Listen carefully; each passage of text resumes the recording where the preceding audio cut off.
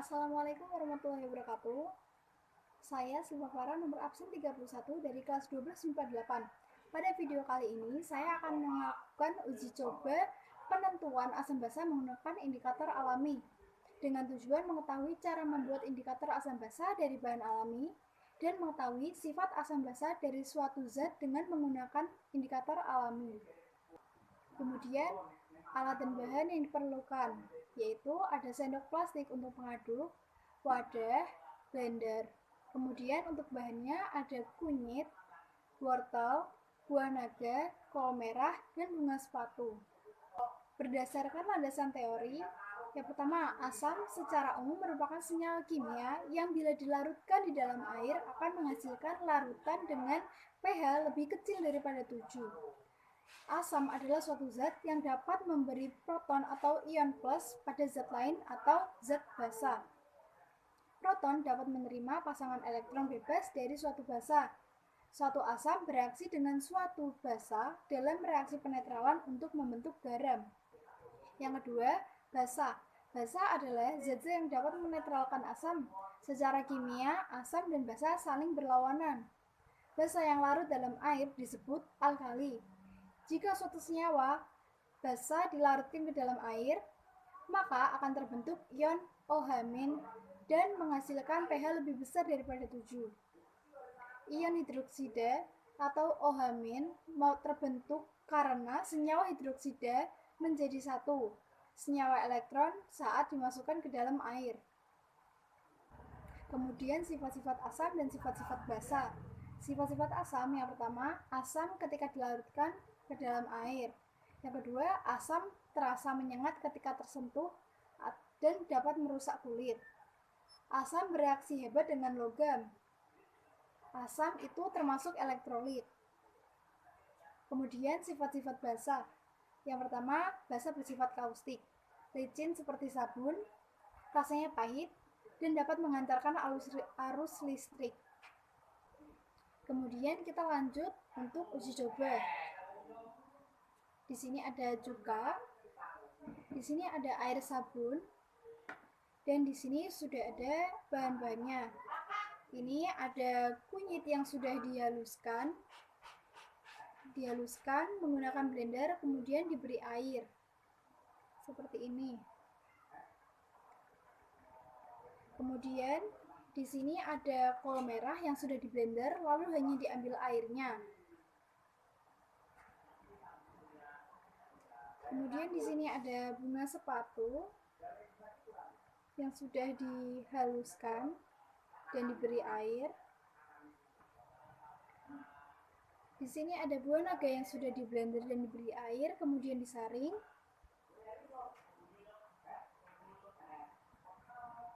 Dan ini ada wortel yang sudah dihancurkan dan diberi air. Jadi di sini totalnya tiap indikator ada 2 tempat.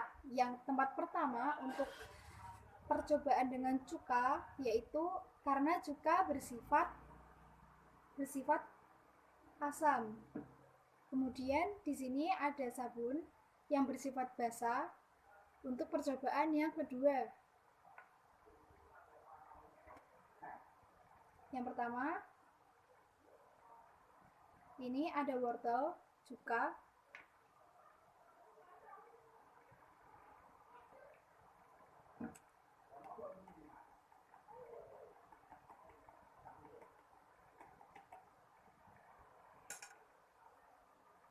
Yang kedua ada buah naga dengan cuka.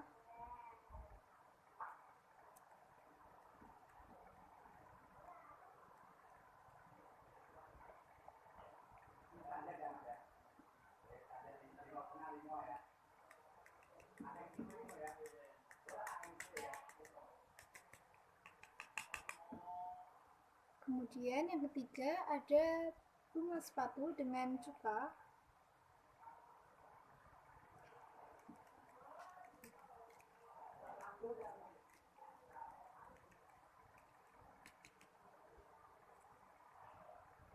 Yang keempat ada kol merah dengan cuka.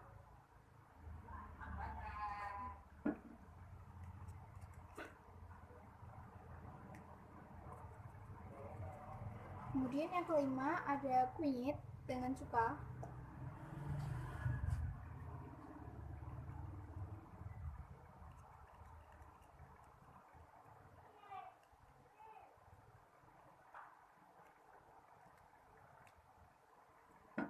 Kemudian lanjut dengan air sabun.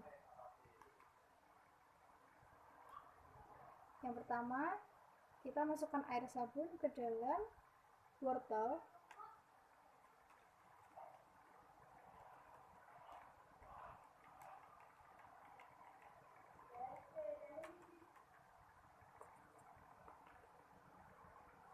Kemudian masukkan air sabun ke dalam buah naga.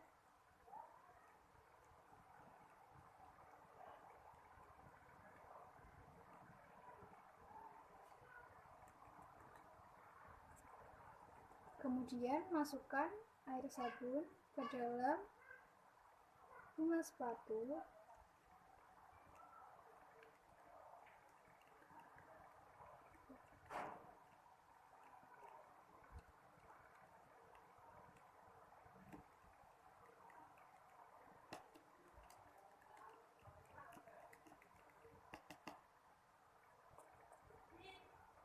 Kemudian masukkan air sabun lagi ke dalam kol merah.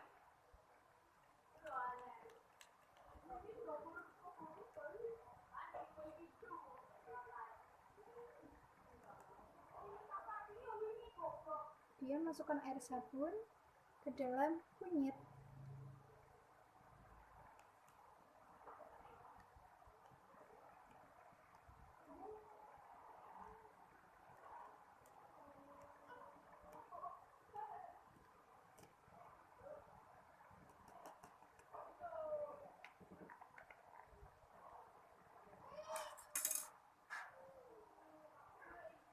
Nah, dari percobaan ini bisa dilihat yang lebih jelas perbedaannya itu ada pada bunga sepatu. Yang sebelah kiri ini menggunakan cuka yang bersifat asam, yang sebelah kanan menggunakan air sabun yang bersifat basah.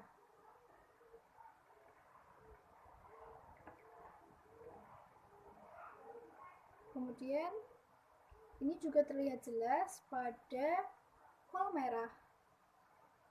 Yang kiri ini menggunakan asam cuka, yang kanan ini menggunakan air sabun.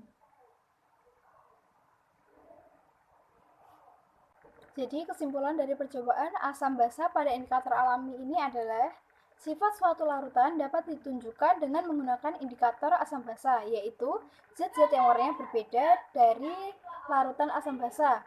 Untuk mengidentifikasi sifat-sifat dari asam basa, dapat menggunakan kertas lakmus atau menggunakan indikator alami.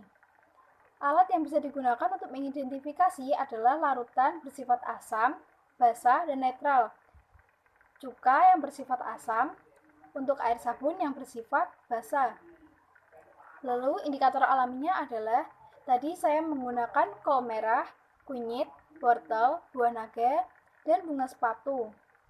Asam adalah senyawa yang bila dilarutkan di dalam air akan mengalami disosiasi, membentuk ion hidrogen, dan merupakan donor proton sehingga sebagai penerima pasangan elektron.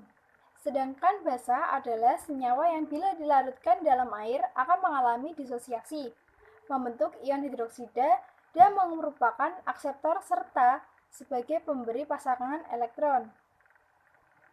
Kemudian syarat dalam percobaan harus teliti agar larutan asam dan basa tidak tercampur agar hasilnya nanti akurat. Sekian percobaan asam basa pada indikator alami dari saya. Terima kasih. Wassalamualaikum warahmatullahi wabarakatuh.